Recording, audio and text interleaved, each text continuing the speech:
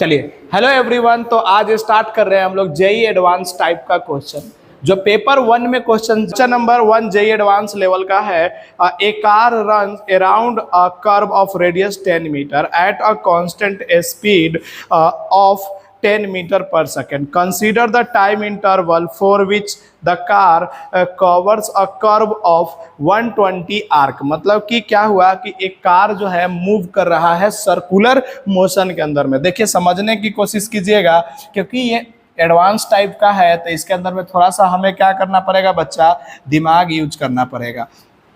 एक circular track है, वहां पे कार जो है मूव कर रहा है। कितने से कार मूव कर रहा है? 10 मीटर पर सेकेंड से। और बोलता क्या है कि 120 डिग्री जब ये कवर अप कर लेगा तब क्या क्या कहानी होगा उसके बारे में ये डिस्कस करने के लिए बोलता है। तो मैं मान के चलता हूं कि जब ये कार मूव कर रहा है तो इनिशियली जो कार है वो यहां से स्टार्ट हुआ है। हम मान लेते हैं कि यहां से स्टार्ट हुआ है ए पॉइंट से। आपको मर्जी है, कोई भी जगह या इस पर से चूज कर सकते हैं कि वहां से स्टार्ट हुआ है। कितने मीटर पर सेकंड से स्टार्ट हुआ है बच्चा, बोलो? तो 10 मीटर पर सेकंड से स्टार्ट हुआ है। अब बोला 120 डिग्री क्या हुआ है कि वो मतलब कि रिवॉल्व, मतलब कि मूव किया है सर्कुलर मोशन पे। तो 120 का मतलब कहाँ होगा? यहाँ पे आ गया होगा कहीं पे।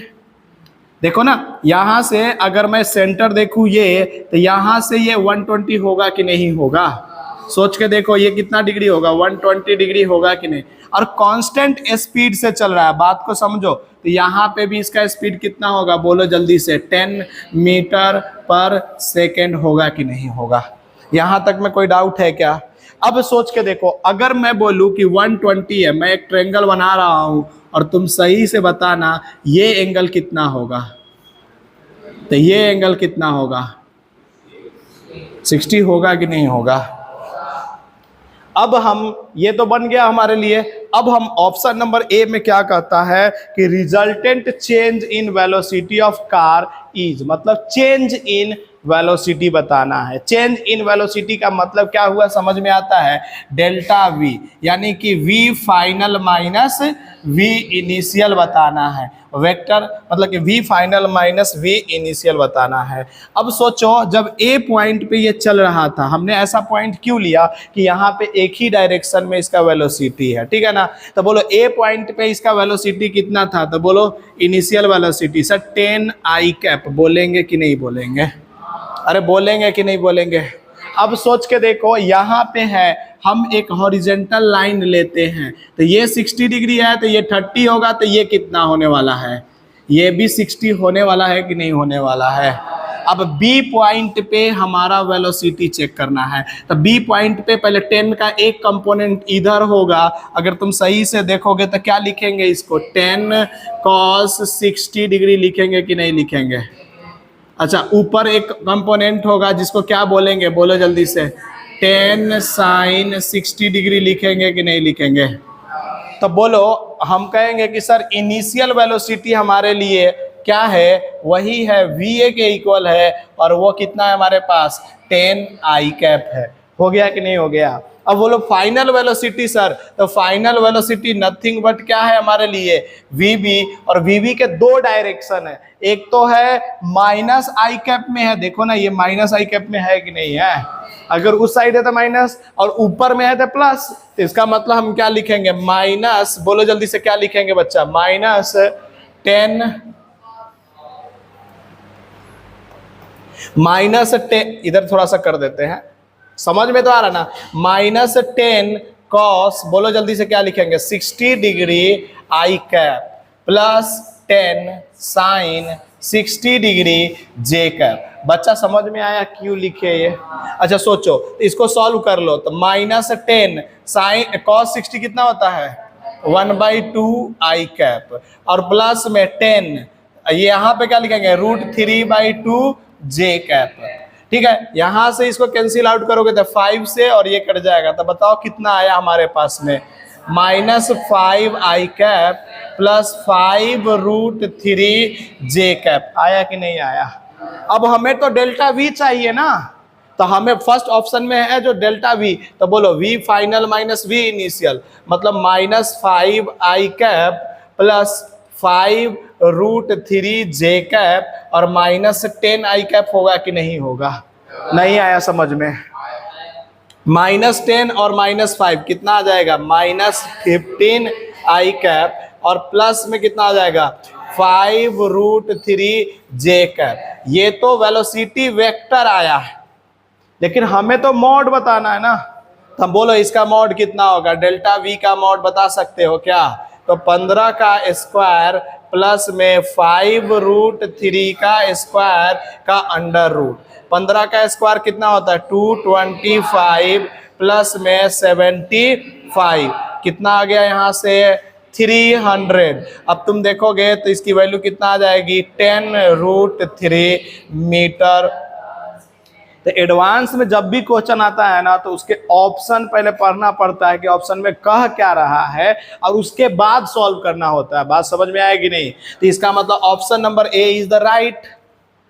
लेकिन क्या more than multiple choice question है तो मोर देन वन आंसर होंगे कि नहीं होंगे? तो अब इसके लिए पहले ये समझ में आया, फर्स्ट तुम लोगों को पहले सॉल्व कर लेते हैं, उसके बाद में आप लोग लिख लीजिएगा, ठीक है ना? तो ऑप्शन नंबर 2 पढ़ते हैं। ऑप्शन नंबर 2 में कहता है instantaneous acceleration of the car is. तो इंस्टेंटेनियस एक्सेलरेशन, तो किसी भी सर्कुलर मोशन के अंदर में इंस्टेंटेनियस एक्सेलरेशन जो होता है ना, AC का स्क्वायर प्लस में AT का स्क्वायर का अंडर रूट होता है। पता है कि नहीं है?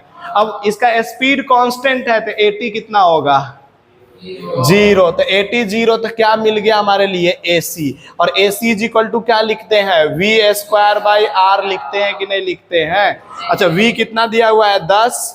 अब बटे में 10 × 10 और रेडियस भी इसका कितना है? 10। तो कितना आ जाएगा यहाँ से? 10 मीटर पर सेकेंड। आ गया कि नहीं आ गया? तो यानी कि ऑप्शन नंबर 2 भी हमारा क्या हो गया यहाँ से? राइट हो गया। अब ऑप्शन नंबर 3 पे चेक करना पड़ेगा। और एक फायदा क्या है कि आपके जितने सही हो जाएंगे, मान लीजिए ऑप्शन नंबर 1 आपने करा और वो सही हो गया, तो कितने नंबर मिलेंगे आपको? 2 नंबर। अगर 2 सही है पूरे ऑप्शन में तो 4 नंबर का हुआ ना, तो 1 अगर सही करके आए तो 2 नंबर मिलेंगे। बात समझ में आ रहा है कि नहीं आप लोगों को? Average acceleration of the car is. तो एवरेज एक्सेलरेशन का मतलब क्या हुआ? बोलो जल्दी से। एवरेज एक्सेलरेशन तो सर डेल्टा वी अपॉन में क्या लिखेंगे हम लोग? डेल्टा टी लिखेंगे कि नहीं? डेल्टा वी कितना आया है तुम्हारे पास में? देखो तो एक बार, 10√3। अब सुनो, डेल्टा टी निकालना है। तो डेल्टा टी कैसे निकालेंगे? तो सर थीटा दिया हुआ है 120 पाई, इसको बदल 120 डिग्री, तो इसको किस में बदल दोगे तुम? बोलो π/180, यानी यहाँ से हमारे पास में कितना आ जाएगा? 2π/ बोलो जल्दी से, 2π/3 आ जाएगा कि नहीं आ जाएगा? थीटा। अच्छा, थीटा इज इक्वल टू क्या लिखेंगे? ओमेगा टी लिखेंगे कि नहीं लिखेंगे? AT 0 है तो अल्फा भी 0 है ना। तो बोलो टाइम कितना आ जाएगा? तो सर 2π/3 और ओमेगा की वैल्यू कितना आएगा? तो V is equal to omega R होता है। वेलोसिटी 10 है, ओमेगा और R भी 10 है, तो कितना आ जाएगा ओमेगा की वैल्यू यहाँ से?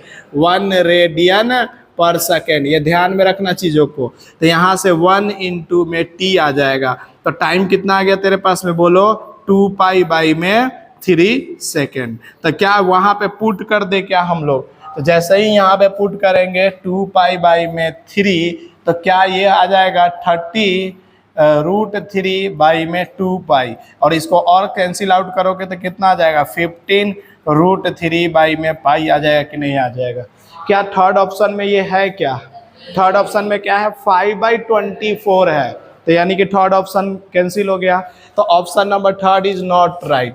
अब कहता है कि ऑप्शन नंबर डी पे देखो, instantaneous and average acceleration are same for the given time period. नहीं, इंस्टेंटेनियस कितना आया था तुम्हारे पास में? 10, और हमारे पास में एवरेज कितना आया है? 15√3। 15√3/π। तो क्या दोनों के दोनों सेम है या डिफरेंट है? इसका मतलब इसका आंसर क्या आ जाएगा? Option number A and B. आया समझ में कि नहीं आया? एकदम आ गया समझ में। A car is moving with a constant speed on a rough banked road. मतलब ये फोटो के अंदर में दिख रहा है आप लोगों को ना, इंक्लाइन एंगल थीटा पे है। देखिए ना, इसी तरह से तो है ये बैंक रोड। समझिएगा, इसका 3 केस पढ़ाए थे, वही तीनों केस है यहाँ पे। एक कार मूव कर रहा है। अब बात को समझिए, m मास का होगा कार।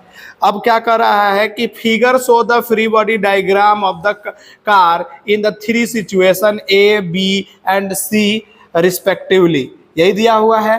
तो देखिए तीनों केस का बताते हैं। जब फ्रिक्शन एब्सेंट था ना, फ्रिक्शन नॉट प्रेजेंट, मतलब कि अगर फ्रिक्शन जो था ना एब्सेंट था, जब फ्रिक्शन एब्सेंट था ना बच्चा, तब हम लोग यहाँ पे नीचे mg लगाते थे, याद है कि नहीं याद है, और ऊपर सॉरी इधर नॉर्मल फोर्स लगाते थे, इधर n cos थीटा लगाते थे, और इधर क्या लगाते थे बोलो जल्दी से, n sin थीटा लगाते थे। यही बात है ना? अरे समझ में आया कि नहीं आया? और इस केस में हमारा जो वेलोसिटी आता था ना बच्चा, इसको हम लोग v वेलोसिटी रिक्वायर्ड वेलोसिटी बोलते थे, कि मिनिमम इतना रिक्वायर्ड वेलोसिटी होना चाहिए जिससे कि ये चलेगा। ऐसा इससे कम हो जाए या इससे ज़्यादा हो जाए तो रिक्वायर्ड वेलोसिटी से अगर वैल्यू जो है ना हमारा वेलोसिटी ज़्यादा हो जाए तो हमने क्या बोला था, फ्रिक्शनल फोर्स किधर की तरफ लगेगा, नीचे की तरफ या ऊपर की तरफ। रिक्वायर्ड वेलोसिटी से ज़्यादा हो जाएगा तो पार्टिकल्स बाहर भागने की कोशिश करेगा, तो इस समय फ्रिक्शन किधर लगने वाला है बच्चा, नीचे की तरफ। तो इधर लग जाएगा कि नहीं लग जाएगा? और इस केस में W इधर मतलब कि mg इधर लगेगा और नॉर्मल फोर्स इधर लगेगा कि नहीं लगेगा? ऊपर क्या लगने वाला है बोलो, n cos थीटा, और इधर क्या लगने वाला है, n sin थीटा, और इसका एक थीटा एंगल होगा तो fs cos थीटा। तुम सोचो ना यार कि तुमको लग रहा होगा कि हाँ ये सब कर रखे हैं, हमने कर रखे हैं कि नहीं कर रखे हैं। हम तीनों केस बता देंगे, उसके बाद इस क्वेश्चन को सॉल्व करेंगे, ठीक है। अब आ जाओ नेक्स्ट। जब हमारे पास में रिक्वायर्ड वेलोसिटी जो है वो लेस देन v रिक्वायर्ड है, तो अब बताओ पार्टिकल नीचे गिरने लगेगा, और जब पार्टिकल नीचे गिरने लगेगा तो फ्रिक्वेंसी किधर, सॉरी फ्रिक्शन किधर लगेगा, हम भी फ्रिक्वेंसी बार बार बोल देते हैं। इधर क्या लगेगा बोलो, नीचे क्या लगेगा, इधर क्या लगने वाला है, ये तो हो जाएगा, पहली बात बोलो ना n cos थीटा, अरे इधर बोलो ना, और ये बोलो जल्दी से, थीटा हो जाएगा तो f, और इसका एक कंपोनेंट ऊपर जाएगा f, यही होगा ना। अब ऑप्शन पे आते हैं। ये तीनों केस हमने बना दिया बैंकिंग का, इससे ज्यादा तो हो ही नहीं सकता है। अब FBD में देखो, फर्स्ट FBD जो दिया हुआ है क्या इसका दिया हुआ है कि नहीं? फर्स्ट FBD में देखो नॉर्मल फोर्स दिया हुआ है और नीचे वेट दिया हुआ है, तो क्या यही केस है ना हमारा? सेकेंड FBD में नॉर्मल फोर्स इधर की तरफ है, वेट नीचे की तरफ है, और फ्रिक्शन फोर्स इधर की तरफ है, यानी यही केस है हमारा। अच्छा, थर्ड केस में क्या बोला है, नॉर्मल फोर्स इधर है और वेट किधर है, इधर है, और फ्रीक्वेंसी किधर है, सॉरी फ्रिक्शन, बार बार हम फ्रीक्वेंसी बोल दे रहे हैं, फ्रिक्शन किधर है, ऊपर की तरफ। वो फ्रीक्वेंसी जो है ना, दूसरे वाले बैच में फ्रीक्वेंसी से रिलेटेड चीजें चल रहा है ना, वही दिमाग में चल रहा है, ठीक है ना। तो क्या हो गया, ये चीजें हैं। अब बोलो ऑप्शन नंबर 1 पर हो क्या कर रहा है, तो ऑप्शन नंबर 1 कर रहा है car A has a more speed than the car C. देखो तो कार ये A है, ये B है और ये C है, तो बोलो किसका स्पीड ज्यादा है? V रिक्वायर्ड यहाँ पे है तेरे को चाहिए, और यहाँ पे क्या है, V रिक्वायर्ड से क्या है, छोटा है कि नहीं है। इसका मतलब option number A is the right. आ गया कि नहीं आ गया? अब कहता है कि car A has less speed than car B, तो कार B का जो है वेलोसिटी देखो कितना है, V है, B है, और यहाँ पे तेरा V रिक्वायर्ड है, तो क्या इसकी वेलोसिटी क्या है, VB से ज्यादा है कि नहीं है? यानी कि ऑप्शन नंबर बी भी क्या हो गया हमारे लिए, राइट हो गया। चलो नेक्स्ट देखो, नेक्स्ट कहता है FBD of car A is not possible. क्या फ्रिक्शन नहीं रहने पे भी पॉसिबल है ना? है, तो इसका मतलब गलत हो गया कि नहीं हो गया। थर्ड क्वेश्चन बोलता है कि mu is greater than tan theta, the FBD of car C is not possible. ऐसा बोल रहा है कि सी वाले में, तो सी वाले के अंदर में हमारे पास में वेलोसिटी का जो एक इक्वेशन आया था v मिनिमम का, वो क्या आया था याद है तुम लोगों का, √RG tan theta minus mu, ऐसा ही कुछ आया था। नीचे बोलो जल्दी से क्या आया था, 1 + tan थीटा इंटू में म्यू, ऐसे आया था ना कुछ। अब देखो तुमको पता है कि अंडर रूट में कोई भी चीजें होता है तो वो ग्रेटर देन होता है कि नहीं होता है? तो अगर tan थीटा माइनस म्यू अगर ये ग्रेटर देन इक्वल टू 0 हो जाए या ग्रेटर देन 0 हो जाए तो क्या tan theta is greater then 0 होगा तब पॉसिबल होगा। तो अरे समझ में आ रहा है कि नहीं आ रहा है। तो ऑप्शन नंबर सी के अंदर में if mu is greater then तब पॉसिबल है, नहीं if tan theta is greater then mu तब पॉसिबल है ना। दोनों में अंतर है कि नहीं है। तो इसका मतलब ऑप्शन नंबर डी भी नहीं होगा। तो क्या आंसर होगा इसका, ए और बी, सही है ना। तो इसका मतलब इसका ए और बी इज राइट आंसर, सी और डी नहीं है। समझ में आ गया क्या ये। हाँ, question number 36, a body move on a horizontal circular road of a radius R with a tangential acceleration at. The coefficient of friction between the body and the road surface is mu. It is being to slip. Its speed is v. Then मतलब यही चीजें है। तो देखो circular turning की बात करें, circular road है, देखो हॉरिजॉन्टल सर्कुलर रोड तो इसी तरह से बनाए थे, याद है क्या आप लोगों को। हॉरिजॉन्टल सर्कुलर रोड, इसके अंदर में अगर 80 दिया हुआ है, समझो बच्चा, अगर 80 दिया हुआ है, अगर मान लो कि 80 दिया हुआ है और इधर क्या होता था बताओ, AC होता था, तो हमारा फ्रिक्शनल फोर्स कहाँ लगता था, इधर लगता था, याद है कि नहीं है। और इधर ही हम क्या बोलते थे, इसको A नेट बोलते थे कि नहीं बोलते थे। अरे यही ना, याद है तो बोलो यस, नहीं याद है फिर भी बोलो यस। अब बोलो फ्रिक्शनल फोर्स जो होगा, फ्रिक्शनल फोर्स जो होगा वो किसके बराबर होगा, बोलो फोर्स ऑफ किसके, centripetal plus force of tangential का अंडर रूट होगा कि नहीं, स्क्वायर कर करके। बोलो सेंट्रीपिटल फोर्स किसके बराबर होगा, कोई बता सकता है क्या, MAC के बराबर होगा कि नहीं होगा। अगर तुमको याद हो तो इसको लिखते थे mv²/r लिखते थे, याद ही नहीं है तुम लोगों को। अच्छा, टेंजेंशियल फोर्स लिखना हो तो क्या लिखेंगे, MAT लिखेंगे कि नहीं लिखेंगे, या इसी को हम लोग क्या लिखते थे, नहीं, अब अगर क्वेश्चन के अंदर में 80 दिया हुआ है तो 80 लिख देते हैं, ठीक है ना। यहाँ पे पुट करो तो बोलो क्या लिखेंगे, mv² का होल स्क्वायर प्लस में MAT का whole square is equal to, इधर क्या लिखेंगे बोलो, F लिखेंगे कि नहीं लिखेंगे। अच्छा, फ्रिक्शनल फोर्स किसके बराबर होता है, म्यू इंटू एन के बराबर होता है कि नहीं होता है।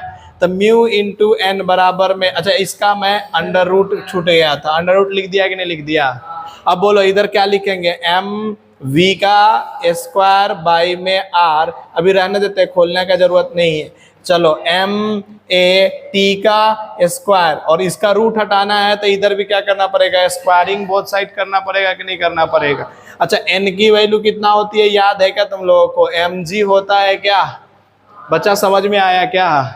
तो बोलो यहाँ पे रख देंगे तो म्यू का स्क्वायर, m का स्क्वायर, g का स्क्वायर, n की वैल्यू डायरेक्ट रख दिया मैंने। तो यहाँ से स्क्वायर करेंगे तो इन दोनों का भी तो स्क्वायर होगा ना।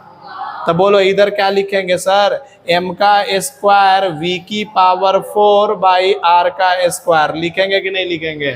अरे इसको खोलने आता ना, बोलो इसको क्या लिखेंगे, m का स्क्वायर AT का स्क्वायर। अरे भाई एडवांस के बच्चे हो तो ज्यादा हर चीज तो रही होगा पूरा करवाना। बोलो क्या लिखेंगे, म्यू का स्क्वायर g का square is equal to v⁴r⁴ MAT का, सॉरी m तो गया था, तो AT का स्क्वायर। क्या कोई ऑप्शन में ऐसा दिया हुआ है क्या, तो यानी कि वो ऑप्शन, तो कौन सा ऑप्शन है ये।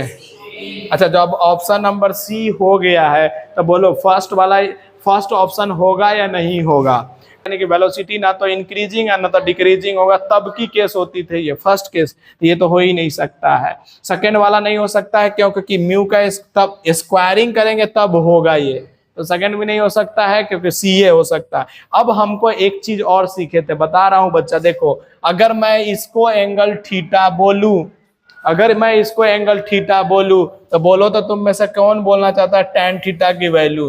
तो tan थीटा जो होता है ना सर, AC/AT होता है, जिसके साथ एंगल बनाता है ना उसको नीचे लिखते हैं हमेशा, याद रहेगा क्या। अच्छा AC की वैल्यू क्या होती है? तो सर AC की वैल्यू क्या होगी, सोच के बताओ ना, अभी तो लिखे हुए हैं V²/R होगा कि नहीं होगा? तो यहाँ पे क्या लिख देंगे बोलो जल्दी से, V²/R इंटू A(t) बराबर क्या लिखेंगे बोलो ना, tan थीटा। थीटा चाहिए तुमको, तो थीटा तो tan इधर आ जाएगा कि नहीं आ जाएगा, tan इनवर्स V²/R AT आ जाएगा कि नहीं आ जाएगा? यानी ऑप्शन नंबर कौन सा है, ये डी में है, तो ऑप्शन नंबर डी भी राइट है, सी और डी इसका राइट है। देखो तो पीछे क्या है, सी और डी है ना, हो गया ना ये भी। जल्दी से कर दो, क्वेश्चन नंबर कितना था ये, 36, जल्दी करो। क्वेश्चन नंबर 36 हो गया है, तो क्वेश्चन नंबर 37 पे आ जाते हैं। क्या बोलते हो तुम लोग? 37 में कहता है, पहले एक बार इसको पढ़ लो। 37 number, A particle P of mass m is attached to a vertical axis by two spring AP and BP of a length L each. The separation of AB is equal to L.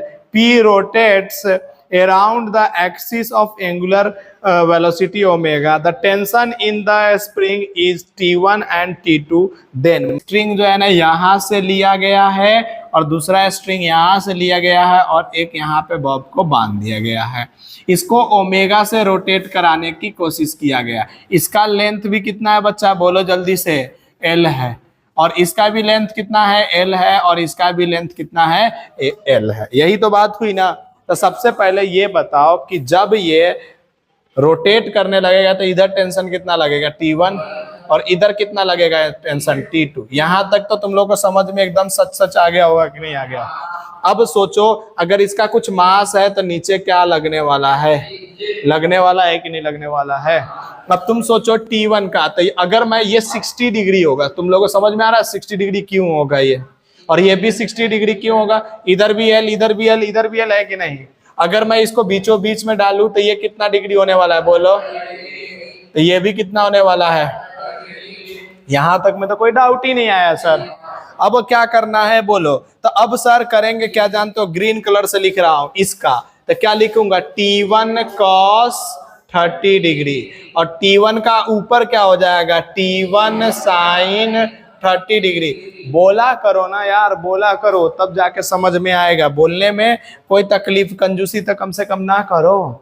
T2 का बोलो, इधर क्या लिखेंगे, T2 cos 30 degree, और इसी का इधर क्या हो जाएगा बोलो, T2 sin 30 डिग्री। अरे होगा कि नहीं? अब बोलो कौन सर्कुलर मोशन करवा रहा होगा? अच्छा, इसका रेडियस कितना होगा? तो सोचो सर, यहां से यहां तक का डिस्टेंस होगा कि नहीं होगा? और इस डिस्टेंस का नाम मैं दे देता हूं अलग पेन से, इसका नाम है स्मॉल r। बोल दिया क्या मैंने? अब बोलो, सर्कुलर मोशन में लिख रहा हूं T1 cos 30 डिग्री और प्लस में T2 cos 30 degree is equal to m omega square r लिखूंगा। समझ में आया क्या? अच्छा, तुम में से कितना बोलना चाहता है T1 cos 30 कितना होता है, √3/2। अच्छा रुक जा, अभी छोड़ देते हैं। T1 cos का कुछ कटने वाला दिख गया मेरे को, cos 30 प्लस T2 cos 30, ठीक है ना, is equal to m omega square. और r की वैल्यू, स्मॉल r की वैल्यू कोई बता सकता है कितना हो? देखो ये L है, तो जिसके साथ एंगल बनाता है cos थीटा, तो r इज इक्वल टू क्या लिखेंगे, L cos 30 डिग्री। ये समझ में आया तुम लोग कैसे लिख रहे हैं? इसका मतलब r के जगह पे L cos 30, जैसे ही तुम ये डालोगे ना, देखो तो ये क्या होता है ना, दिमाग से क्वेश्चन ये लोग बनाते हैं ताकि सब चीज कट जाए, मैक्सिमम एरर होने की चांसेस कम हो। तो T1 plus T2 is equal to क्या आया, m ओमेगा स्क्वायर L। एक इक्वेशन लिख दिया हम लोगों ने। दूसरा इक्वेशन कहाँ से लिखने वाले हैं, तुमको दिख रहा है किसी को क्या? हमको दिख रहा है, देखो T1 sin 30 is equal to, कोई बोलेगा क्या हो जाएगा, mg प्लस T2 sin 30। तुम में से कितना बोलना चाहता है sin 30 की वैल्यू जो होती है 1/2?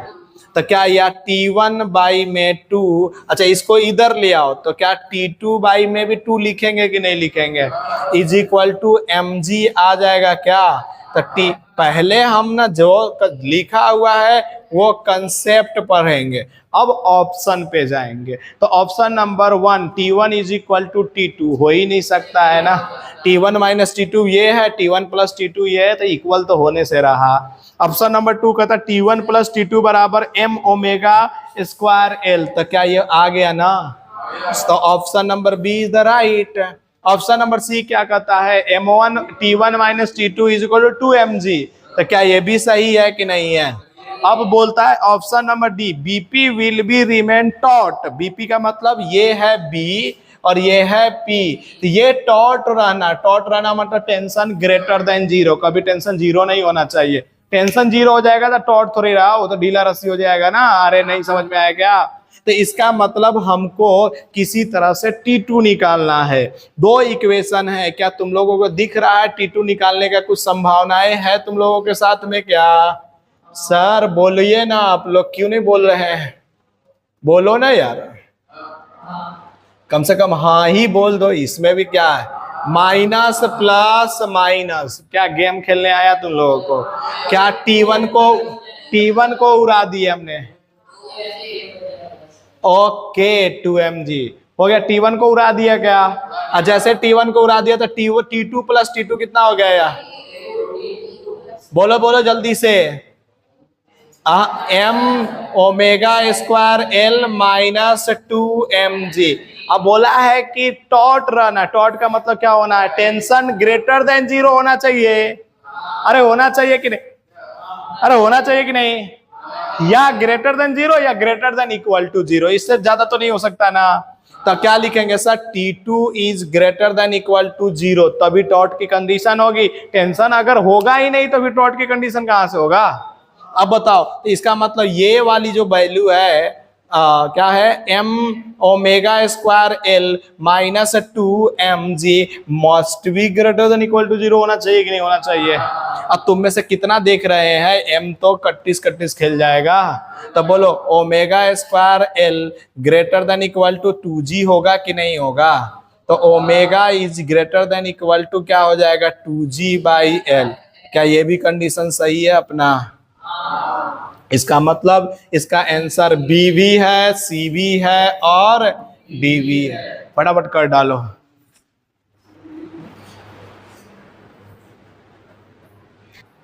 चलो क्वेश्चन नंबर ये हो गया, question number 37।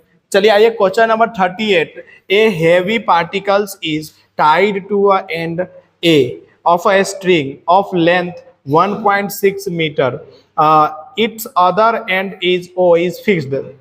It revolves as a conical pendulum with a string making an angle 60 degree with the vertical. Then तो सुनो, पहले तो कोनिकल कंसेप्ट समझ में आना चाहिए। तो कोनिकल कंसेप्ट के अंदर में हमने लास्ट क्लास में, अगर आपको याद है तो थ्योरी क्लास में पढ़ाया था कि एक बॉब इस तरह से मूव करता है तो क्या क्या कंडीशन हो सकता है, बताया था क्या आप लोगों को। इस तरह से रोटेट करता है तो इधर क्या लग रहा होगा ये बता दो खाली, टेंशन। नीचे क्या लग रहा होगा बताओ ना, mg। इधर क्या होगा बताओ ना, t cos थीटा या sin थीटा। t ये अगर 60 डिग्री है तो ये भी क्या होगा, 60 डिग्री होगा कि नहीं होगा। तो t sin थीटा, या इधर क्या लिखेंगे, cos थीटा। अभी लिख देते हैं, फिर जनरल एक बार इक्वेशन बना देते हैं। या हम डायरेक्ट अगर कहिएगा तो आपको हम इसका वो बता देंगे, फार्मूला याद हो आपको तो। क्या time period to 2 pi under root L cos theta by g, या तो डायरेक्ट याद कर लो ये, क्योंकि फर्स्ट क्या है, time period of the revolution ही पूछा है फर्स्ट। तो बोलो क्या हो जाएगा, 2 पाई अंडर रूट में L के जगह पे क्या लिख देंगे, 1.6 दिया हुआ है, cos थीटा 60 डिग्री। बोलो cos 60 कितना होता है, 1/2, तो 1/2। और g की वैल्यू कितना होता है, 9.8। कुछ नहीं दिया हुआ है तो 9.8 लिखना है, ठीक है ना। तो बोलो जल्दी से कितना हो जाएगा, 2 पाई अंडर रूट, बोलो जल्दी से कितना हो जाएगा, 16, और नीचे कितना हो जाएगा 98, और नीचे ही कितना हो जाएगा 1/2। 2 से काटो इसको, फिर इसको 4 से काटो, ये 4 से, और ये कितना हो जाएगा 49। तुम सही से देखोगे तो किसी का परफेक्ट स्क्वायर बन गया ये 2/7, यानी कि 4 पाई बाई में 7। तो ये आ गया कि नहीं आ गया? डायरेक्ट कंसेप्ट से है, ये कॉपी में है इसलिए मैंने डायरेक्ट इसका फॉर्मूला लिखवाया आपको और सॉल्व करवा दिया। तो option number A is the right हो गया। अरे समझ में आया तुम लोग को? ऑप्शन नंबर ए राइट हो गया। ऑप्शन नंबर बी बोलो। तो ऑप्शन नंबर बी में क्या कहता है कि the tension in the string is double the weight of the particle. तो देखो T cos theta must be is equal to mg होगा कि नहीं होगा? तो बोलो T cos theta is equal to mg। तो टी कॉस 60 1/2 होता है ना, तो mg। तो बोलो यहाँ से t की वैल्यू कितना आ गया? 2mg आ गया। तो यानी कि ऑप्शन नंबर बी भी राइट हो गया कि नहीं हो गया? ऑप्शन नंबर बी और ए और बी हो गया। अब आ जाओ ऑप्शन नंबर सी चेक करते हैं। ऑप्शन नंबर सी क्या कहता है? The velocity of particle, the velocity of particle is, the velocity is equal to क्या होता है? कोई बता सकता है क्या हमको? v is equal to omega into r होता है कि नहीं होता है? अब ओमेगा के बारे में कुछ डिस्कशन हो रखा है क्या इस क्वेश्चन के अंदर में? नहीं हो रखा है। सुनो इधर मैं समझाता हूं, इधर आओ, इधर आ जाओ, देखो ना इधर, कुछ जरूरत नहीं है, इधर देखो। Time period is equal to 2 pi हो गया कि नहीं हो गया? Under root L cos theta, यही तो है, बाई में जी। बोलो हम क्या करते हैं? 2 पाई बाई टी को ले आते हैं। तो देखो तो मैं इस तरह से लिख रहा हूं, बच्चा जिसका कमजोर मैथ होगा ना उसको तो ये पक्का नहीं समझ में आएगा क्या लिख दिया रोहन, और वो कहेगा भाई साहब गजब कर दिया। यही तो ओमेगा है। अगर यही तो ओमेगा है, तुम सही से देखो तो, अरे यही तो ओमेगा है। अब बोलो तो ओमेगा की वैल्यू क्या आया अपने पास में? बोलो जी का मतलब 9.8 अपॉन में एल का मतलब 1.6 इनटू में बोलो जल्दी से cos थीटा 1/2 आ गया कि नहीं आ गया? अरे cos 60 डिग्री ना, तो 1/2। देखो ना, समझने की कोशिश करो। देखो दिमाग को क्या करना है ना, दिमाग तेरा कह रहा होगा कि क्यों ये सब क्यों करवा रहा है, कैसे करवा रहा है, ऐसा मन में आ रहा है कि नहीं आ रहा है तुम्हारे? अरे आ रहा है, सीधा बोलो ना। यानी कि 7/2 रेडियन पर सेकेंड आया कि नहीं आया? तो यानी कि हम यहाँ पे ओमेगा के जगह पे 7/2 लिख देंगे कि नहीं लिख देंगे? अब कहीं से अगर रेडियस पता चल जाए ना तो काम बन जाएगा हमारा। तुम में से कितना बोलना चाहता है कि यही एक्स का रेडियस है?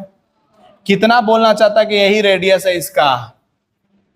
अच्छा रेडियस, अगर ये एल है तो ये बोलो रेडियस कितना होगा? अगर ये 60 डिग्री है तो बोलो, तो r is equal to L sine 60। देखो तुम में से बहुत सारे जो है इसको कैच कर ले रहे हैं फटाफट। तो बोलो क्या हो जाएगा यहाँ पे? बोलो l के जगह पे 1.6 और साइन 60 मतलब √3/2। 2 से काटो इसको 0.8, 2 से काटो इसको 0.4, इसका मतलब 2.8 √3 मीटर पर सेकेंड। यानी ऑप्शन नंबर सी भी राइट है। भाई साहब ये तो गजब क्वेश्चन आ गया। अगला देखते हैं, ऑप्शन नंबर डी देखते हैं। समझो पहले, बाद में इसको क्या कर लेंगे हम लोग, इंक्रीज कर करके समझा देंगे, अलग से देख लेंगे। ऑप्शन नंबर डी में क्या कहता है? The centripetal acceleration of the particle. अब देखो ये तो कुछ भी नहीं है, centripetal acceleration AC omega square r, याद है क्या? अरे याद है, ओमेगा कितना हो गया? 7/2 का स्क्वायर इंटू में आर तो अभी लिखे है ना 1.6 इंटू √3/2। अब देखो तो इसका वैल्यू कितना आ जा रहा है? 49 और नीचे 4, इधर हो गया 1.6 और इधर √3/2। 2 से काटो 0.8, इसको काटो 0.2, 49 को 2 से करोगे तो 98 हो जाएगा। 9.8 √3 है क्या? ये भी नहीं है। तो ABCD चारों ऑप्शन राइट हो गया, मत कीजिएगा। हाँ क्वेश्चन नंबर 39 देखो, अभी 38 भी खतरनाक क्वेश्चन ऐसे निकले हैं, अब 39 पे आ रहे हैं। 39 नंबर क्वेश्चन कहता है कि a ball of mass m is rotating in the circle of radius r with speed v inside the smooth cone. मतलब पहले स्मूथ देख लेना, स्मूथ का मतलब क्या होता है? फ्रिक्शन प्रेजेंट नहीं है। So in the figure let n be the normal reaction on the ball by the cone, then the choose the correct option. तो पहले बना देते हैं, उसके बाद सॉल्व करने की कोशिश करेंगे। क्या कुछ इस तरह से ही है क्या अपने पास में? कलर चेंज कर देते हैं क्या, कि ये कलर थोड़ा सा आपको डार्क लग रहा है। ये एंगल दिया हुआ है कि भीतर का एंगल दिया हुआ है? ये दिया हुआ, कोई ध्यान ही नहीं दे रहा है। यहाँ पे ये जो बॉल है ना, यहाँ पे पहुंच गया है। क्या ऐसा ही कुछ हो रहा है कि नहीं हो रहा बच्चा? बोलो ऊपर की तरफ क्या लगने वाला है? अच्छा, कितने बोल रहे हैं कि ये जो सर्कुलर पाथ करेगा ये नॉर्मल का कुछ एंगल होने वाला है? अब ये थीटा है, तो तुम में से कौन बोलेगा ये कितना होगा? चलो mg पहले बताओ, mg कितना होगा? ये होगा। तो तुम बताओ ये कितना होगा? 90 माइनस थीटा होगा कि नहीं होगा? थोड़ा सा सही से बनाओ तब। एक मिनट।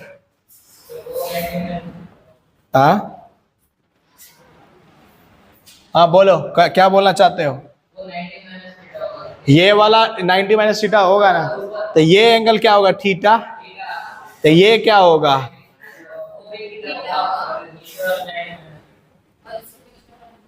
ये 90 माइनस थीटा है, तो ये होगा ना 90 माइनस थीटा। ये थीटा होगा ना यार। अरे सही लिखा कि नहीं लिखा?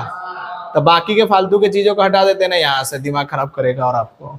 अब जैसे थीटा निकल गया है, तो हमारा बोलो इधर क्या होगा? n cos थीटा, और इधर क्या होगा? n sin theta.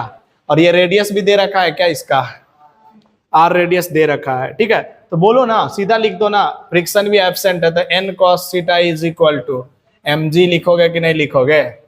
n sin theta is equal to क्या लिखोगे? बोलो m ओमेगा स्क्वायर। ओमेगा से रोटेट कर रहा है कि नहीं? v से, v वाला से, तो mv स्क्वायर बाई r लिख दोगे कि नहीं लिख दोगे?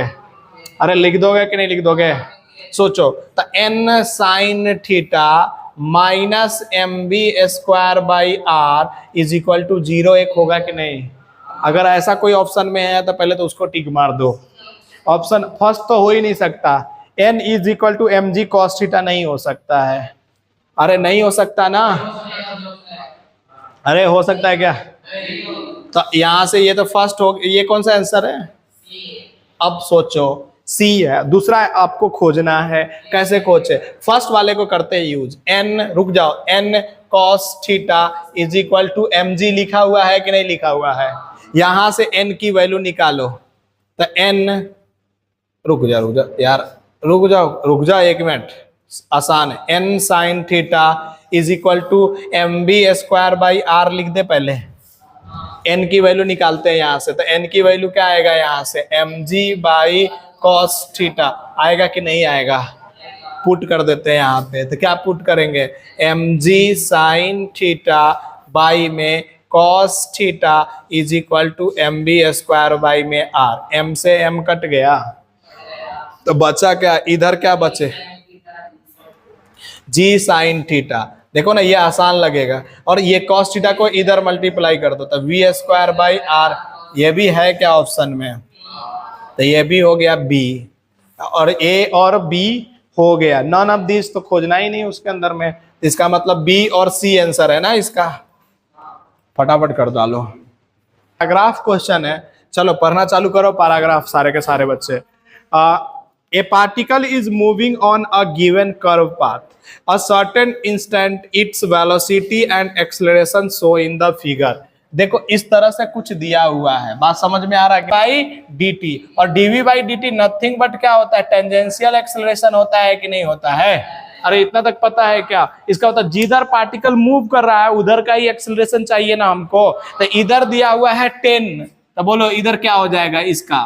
बोलो 80 इज इक्वल टू, अगर इधर 10 है तो इसका एक कंपोनेंट इधर होगा 10 cos 30 डिग्री। तो यही तुम्हारा आंसर हो गया, 10 cos 30 डिग्री। 10 cos 30 कितना होता था? 10 इंटू में √3/2, यानी यहाँ से 5√3 मीटर पर सेकेंड स्क्वायर, यानी 40 का कितना आ गया बच्चा? ए आ गया क्या? अब 41, इसी पे बेसिस पे 41 क्या कहता है? Radius of curvature, ROC। किसी को याद है ROC का फॉर्मूला? v स्क्वायर बाई में a परपेंडिकुलर, याद है क्या? तो बोलो v कितना है तेरे पास में 5 × 5। अच्छा इसका एक कंपोनेंट ऊपर लिखे थे तो दूसरा कंपोनेंट इधर होगा कि नहीं, 10 sin 30 होगा कि नहीं बच्चा। तो इसका मतलब यहां लिखेंगे 10 sin, अरे परपेंडिकुलर तो वही हो गया ना तेरे लिए, नहीं दिख रहा है तुम लोगों को।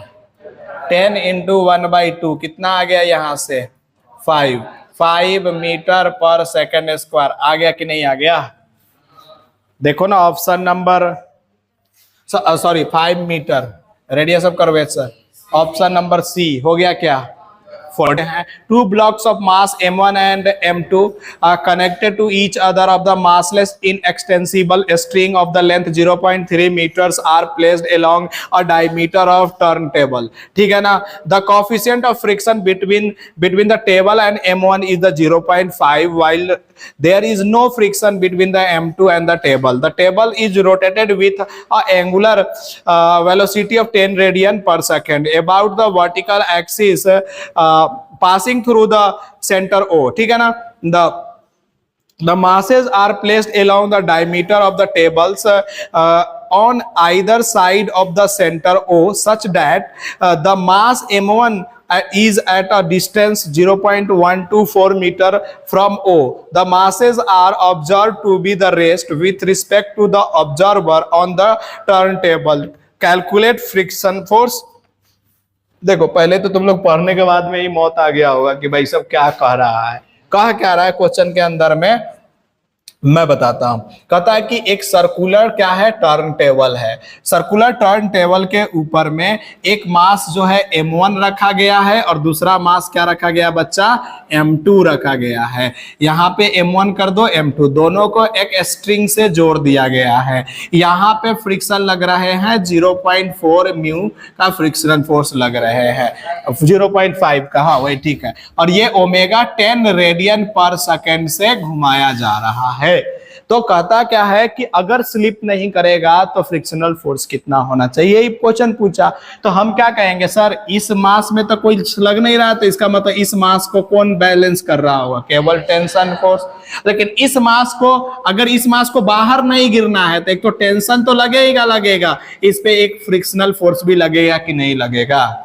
अरे अच्छा सोचो, अब ये अबाउट रोटेट कर रहा है, ये वाला लेंथ बताओ कितना है, 0.1124 है, यही है ना, 0.124। तो ये वाला लेंथ कितना होगा, तो 3 में से घटा दो ना, कितना आएगा 0.17, कितना आएगा बोलो तो जल्दी से, 176 आएगा क्या। अरे 0.3 तो पूरा लेंथ है ना, तो 0.3 में से 0.124 घटाओ, कितना आ रहा है बच्चा, ठीक है ना, यही आ जाएगा। यहां तक तो कर दिए, घटाने आता है ना तुम लोग को। अब क्या लिखेंगे सर, इस टेंशन को बैलेंस करने के लिए कौन फोर्स लग रहा होगा, m2 ओमेगा स्क्वायर इनटू में इसका डिस्टेंस कितना है, तो 0.1, अरे ओमेगा स्क्वायर r होता है ना, तो इसके लिए सेंटर से तो ये वाला डिस्टेंस लिया है ना इसने। तो बोलो t का वैल्यू कितना आ गया, m2 कितना है 5 kg या 10 kg, बोलो तो, m2 मास 2 5 kg। अच्छा ओमेगा कितना है, 10 से रोटेट कर रहा है तो 10 × 10, और इसको 176 बाई में 1000 लिख दे, क्या तकलीफ है तुमको। अरे t = तो 2 शून्य से 2 शून्य काट दिए, इसको मल्टीप्लाई करो जल्दी से, कितना आ जाए 5 2 जा, और यहां से काटोगे तो 88 न्यूटन। ये तो टेंशन लग गया कि नहीं लग गया। अब दूसरे वाले पार्टिकल पे m1 पे बताओ, तो m1 पे FBD बना लो सर, इधर t और इधर ही फ्रिक्शन लग रहा है, तो t और प्लस में फ्रिक्शन इज इक्वल टू क्या लिखेंगे, m omega square into r1। बोलो जल्दी से, t तो कितना हो गया 88 प्लस में friction is equal to mass कितना है इसका 10 kg, 10 इंटू में 10, क्यों लिखे 10 10 10 3 बार, पता है क्या, मास और ओमेगा भी 10 है और r कितना है 0.124, तो इसको 1000 लिख दो, ये भी कट जाएगा, तो कितना आ गया 124 माइनस 88 कितना आ जाएगा, 6 आ रहा है, और इधर 36 है क्या, तो फ्रिक्शनल फोर्स 36 न्यूटन। ये कितना हो गया, ये ये कितने का, फर्स्ट का ना 42 का, तो 42 का सी ऑप्शन हो गया कि नहीं हो गया? रुक जा, पहले 42 हो गया, 43, 44, 45, चार है, चारों सॉल्व कर देते हैं, उसके बाद में तुम अपना करते रहना।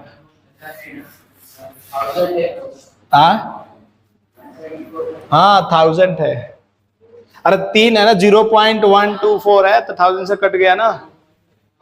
अरे गधेरे 0.124 है ना, तो 3 जीरो आएगा ना नीचे, वो फास्ट के चक्कर में कर दिए। कहता है कि what should be the minimum angular speed that a turn table so the masses will sleep from this position, मतलब मिनिमम ओमेगा की कितनी वैल्यू चाहिए जिससे कि दोनों के दोनों स्लिप कर जाए बाहर की तरफ। बात समझ में आया कि नहीं आया? पहले यहां तक समझ में आया? अब से सोचो, अब दोनों को मिनिमम ओमेगा की वैल्यू कितना चाहिए जो दोनों स्लिप कर जाए, तो क्या करेंगे तो दोनों का पता चलेगा कि स्लिप करेगा कि नहीं करेगा। कैसे करेंगे? तो ओमेगा निकालना है। तो इन सब में अब जहां जहां पे हमको फ्रिक्शनल फोर्स, पहले तो मैक्सिमम फ्रिक्शनल फोर्स बताओ कितना होगा, बोलो बोलो, पहले तो मैक्सिमम फ्रिक्शनल फोर्स बता दो ना। पहले हम लोग कर लेते हैं 44, उसके बाद में कर लेते हैं, क्योंकि 44 हमको लग रहा है। What should be the masses m2 be placed with the string remaining taut so no frictional force. तो पहले नो फ्रिक्शनल फोर्स का काम कर लेते हैं ना। जब फ्रिक्शनल फोर्स नहीं लग रहा होगा तो सोचो, सर देखो इधर देखो बच्चा, ये थोड़ा सा लेवल वाला अच्छा क्वेश्चन है, तो इधर देख लो। मैं बोलूंगा कि सर फ्रिक्शनल फोर्स नहीं लग रहा होगा तो m1 और m2 ऐसे ही तो रोटेट कर रहा होगा। इधर क्या लग रहा होगा? टेंशन, और इधर भी क्या लग रहा होगा? टेंशन लग रहा होगा कि नहीं? अगर मैं बोलूंगा कि सर ये r डिस्टेंस पे है, अरे ये r डिस्टेंस पे है, तो ये क्या लिखेगा बोलो? 0.3 माइनस r लिखेंगे कि नहीं लिखेंगे? जो इसका होगा वही इसका होगा, तभी तो नहीं गिर पाएगा, तभी तो टेंशन सेम लगेगा, दोनों क्या करेगा, फ्रिक्शन की जरूरत नहीं होगी। तो बोलो इसका क्या लिखेंगे? m2 ओमेगा स्क्वायर इंटू में r इज इक्वल टू क्या लिखेंगे? m1 बोलो ना ओमेगा स्क्वायर इंटू में क्या लिखे, r लिखेंगे या 0.3 माइनस r लिखेंगे? तुम देखो ये था 10 kg, m2 कितना था? 5 kg, ओमेगा स्क्वायर, कुछ गलत हो गया फिर से क्या? कैंसिल होना भी चाहिए ना, तभी तो होगा यार, क्या कि हमको r की वैल्यू चाहिए ना। तो m5 इंटू में r is equal to 10 into में 0.3 माइनस r, तो यहां से कितना आ गया? 5r आ गया। इधर से कितना आ गया मेरा बोलो? 3 माइनस 10r। इसको इधर ले जाओ तो 15r is equal to 3, r is equal to 0.2 metre आ गया क्या? तो ये भी आ गया कि m2 कहां पे रखना है? तो 0.2 मीटर पे। अब रह गया तुम्हारा 43 नंबर क्वेश्चन की what should be the minimum angular speed of the turn table so that the masses will slip from the position, मतलब कि ये सारे के सारे अपने जगह से गिर जाए नीचे, ऐसा बोल रहा है। ओमेगा की वो कौन सी वैल्यू होगा जो ये गिर जाए? तो ओमेगा की वैल्यू निकाल लेंगे। बोलो टेंशन T1 के जगह पे, तो सर अभी यही सिचुएशन में तो T इज इक्वल टू बोलो क्या लिखेंगे? सर m2 हमको ओमेगा नहीं पता है, अरे m2 ओमेगा नहीं पता है ना, तो ओमेगा स्क्वायर और इंटू में क्या लिखेंगे? 0.176, अभी भी यही लिखेंगे हम लोग। तो बोलो इसका कितना हो जाएगा? 5 इंटू ओमेगा स्क्वायर, बोलो जल्दी से यहाँ पे कितना हो जाएगा? 176 बाई 10,000 होगा कि नहीं होगा? अब सोचो दूसरे वाले के लिए सोचो, तो दूसरे वाले के लिए क्या लिखोगे बोलो जल्दी से? सर t प्लस में f बराबर में m1 ओमेगा स्क्वायर इंटू में r के जगह पे 124 बटा में कितना लिखोगे? 1000 लिखोगे कि नहीं लिखोगे? अब सोचो फ्रिक्शनल फोर्स यहाँ पे म्यू इंटू n लिखना पड़ेगा। पूछो क्यों? क्योंकि मैक्सिमम फ्रिक्शनल फोर्स लगेगा ना, तभी तो ओमेगा की मिनिमम वैल्यू आएगी। अरे इधर मैक्सिमम रखोगे तब तो उसका अंडर, अरे नहीं आया समझ में? टी के जगह पे क्या रख दोगे बोलो जल्दी से? टी के जगह पे क्या लिखोगे? 5 ओमेगा स्क्वायर 176 बाई में 1000। फटाफट करने के चक्कर में हम थोड़ा सा 0.5 इंटू में mg लिख जा रहे हैं। mg का मतलब 10 इंटू में 10 बराबर में इधर m1 के जगह पे 10 ओमेगा स्क्वायर इंटू में 124 बाई में 1000। अब इसको सॉल्व करोगे ना तो आंसर आ जाएगा। कर देते हैं, अगर तुम करोगे तो बोलो, नहीं तो हम कर देंगे। 1000 से 1000 नहीं कटेगा। कहां पे ये कट जाएगा क्या?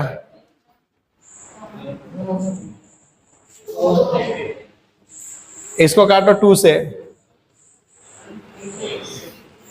यानी कि ओमेगा स्क्वायर और ये 0.88 आ गया कि नहीं आ गया? अब बोलो ये कितना हो जाएगा? 50। देखो ना, अरे तुम सॉल्व करो, ये तुम थोड़ा सा उड़ गए तोते, मेरे को पता है, लेकिन हम क्या कर सकते हैं, एक शून्य से तुम्हारे पास में ओमेगा स्क्वायर और यहाँ पे कितना आ जाएगा 1.24। क्या वो वाला ओमेगा इधर आएगा तो घटेगा कि नहीं घटेगा? तो क्या आ जाएगा 50 is equal to omega square 1.24 minus 0.88। क्या कुछ आ रहा है तुमको? एक बार कर लेने दो, क्या होगा बोलो जल्दी से। इसमें से इसको घटाओ, ओमेगा स्क्वायर या इसके घटाओगे तो कितना आएगा बच्चा? 36 ना, 0.36, अरे 50।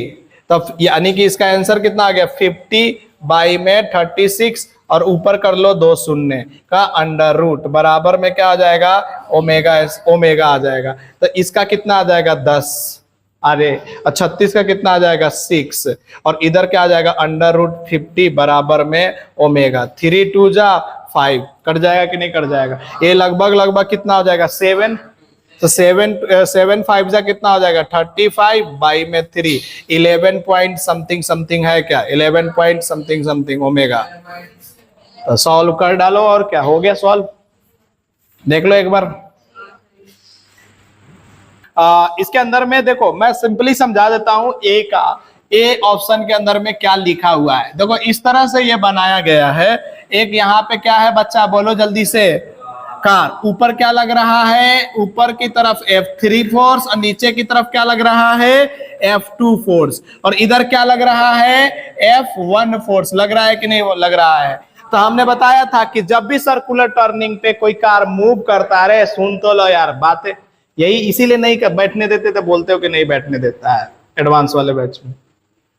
बातें करो, जब क्वेश्चन समझा रहे तुम हंस रहे हो। मार दिया था कि मर गया उससे। क्वेश्चन समझा रहे यार तुम। यहाँ पे सर्कुलर टर्निंग पे ऐसे मूव कर रहा है, ये कार है। ऊपर की तरफ कौन सा फोर्स लग रहा है? F3। और नीचे की तरफ कौन सा फोर्स लग रहा है? F2। अब सोचो, दो फोर्स का रिजल्टेंट F3 और F2। अब ये मत घटाने उठाने मत लगना कि ये इसका घटाना है, ये क्या है? वेक्टर का कमाल होगा। दो वेक्टर का रिजल्टेंट किधर मिलेगा? कहीं बीच में मिलेगा कि नहीं मिलेगा? या बीच से थोड़ा सा ऊपर नीचे होगा कि नहीं होगा? तो यानी कि F3 प्लस F2 तो लग ही रहा है, और साथ में क्या लग रहा है? F1। यानी तीनों मिल करके सेंटर की तरफ लग रहा है कि नहीं लग रहा है? तो यानी कि F1 plus F2 is the centripetal force. सबके लिए, सारे केस के लिए याद रखना, जितने भी F1 F2 लग रहा है ना, सब में, यानी कि A B C D सब में P आंसर होगा। मैं पहले ही बता दे रहा हूं, A B C।